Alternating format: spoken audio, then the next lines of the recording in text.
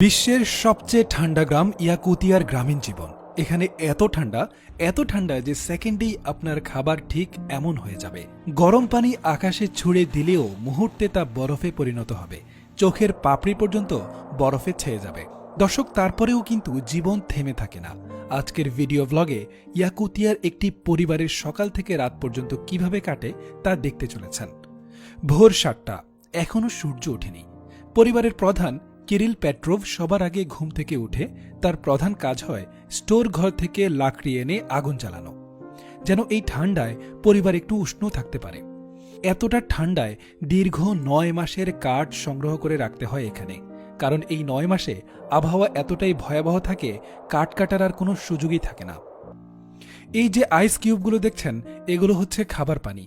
নভেম্বরের শুরুতে এই পানি মিঠা পানির লেক থেকে কেটে এনে একটা কক্ষে এভাবেই সংরক্ষণ করা হয়।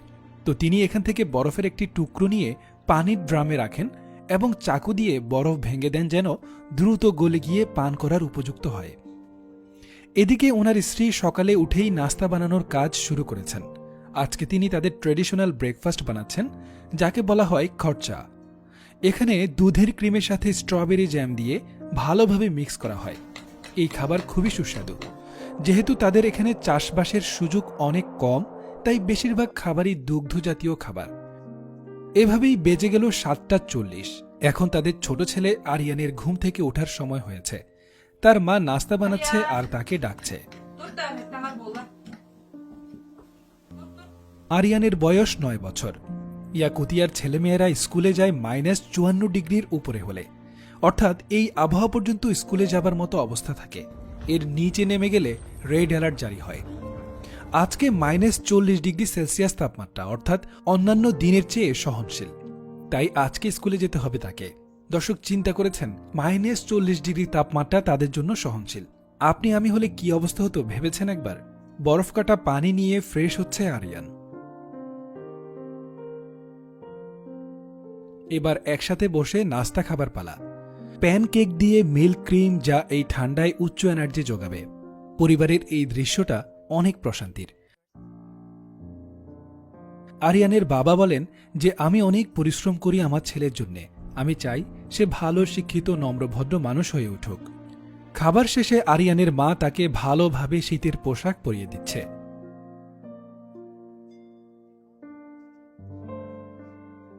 পোশাক পরায় কোনো রকম ভুল হলে মৃত্যু পর্যন্ত হতে পারে।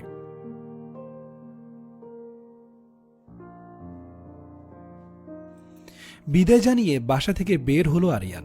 সূর্যের আলো এখনো দেখা দেয়নি। একটু হাঁটার পর আরিয়ানের চোখের পাপড়িতে বরফ জমতে শুরু করে। আমাদের ভিডিওগুলো দেখছেন মেহেদী হাসান মালয়েশিয়া থেকে, শিল্পী ইসলাম ইউএসএ থেকে, ফ্লোরিয়া নোয়াখালী থেকে, চাঁদনী আক্তার জুই ইংল্যান্ড থেকে, পাপিয়া দাস শ্রীমঙ্গল থেকে, সাবু সুইজারল্যান্ড থেকে, জাহানারা বেগম নিউ ইয়র্ক থেকে, পরিমল গোমেজ ঢাকা থেকে, আলী আহমেদ মানিক সিঙ্গাপুর থেকে, সাদিয়াস কিচেন ঢাকা থেকে, মাহুয়া ঘোষ ভারত থেকে। দর্শক, আপনি কোথা থেকে ভিডিওটি উপভোগ করছেন অবশ্যই মন্তব্য করতে ভুলবেন না।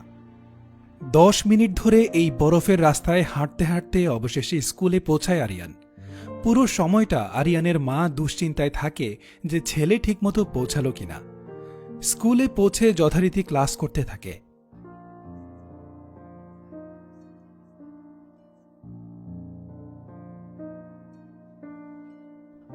টিফিনের সময় হেলদি ফল এবং সেদ্ধ ডিম দেয়া হয়, যেন পুষ্টি চাহিদা ঠিক থাকে। স্কুল শেষে আরিয়ান তার বন্ধুর সাথে এভাবেই বাড়ি ফেরে। সৃষ্টিকর্তা কত সুন্দরভাবেই না সাজিয়েছেন এই অঞ্চলগুলোকে। দর্শক, এই এলাকার ঘোড়াগুলো দেখুন, কতটা পশমওয়ালা ঘোড়া।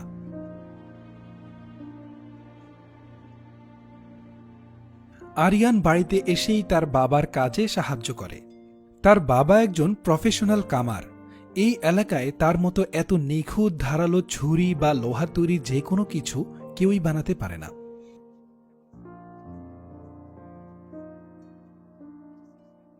আরিয়ানও বাবার সাথে সাথে কাজ শিখছে। মায়ের রান্নার জন্য লাকড়ি কাটছে ছোট্ট আরিয়ান।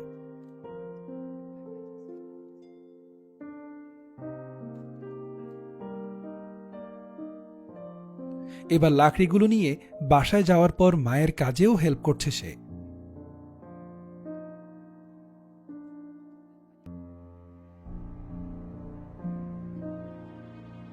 এই ডিশটা আরিয়ানের পছন্দের। দেখতে দেখতে বিকেল হয়ে গেল। আরিয়ান তার বাবার সাথে মাছ ধরতে এসেছে এই বরফে জমে যাওয়া লেকে। একটি হারপুন দিয়ে বরফ গর্ত করা হয়, তারপর এরকম স্পিন টুল দিয়ে পানি খোদাই করা হয়।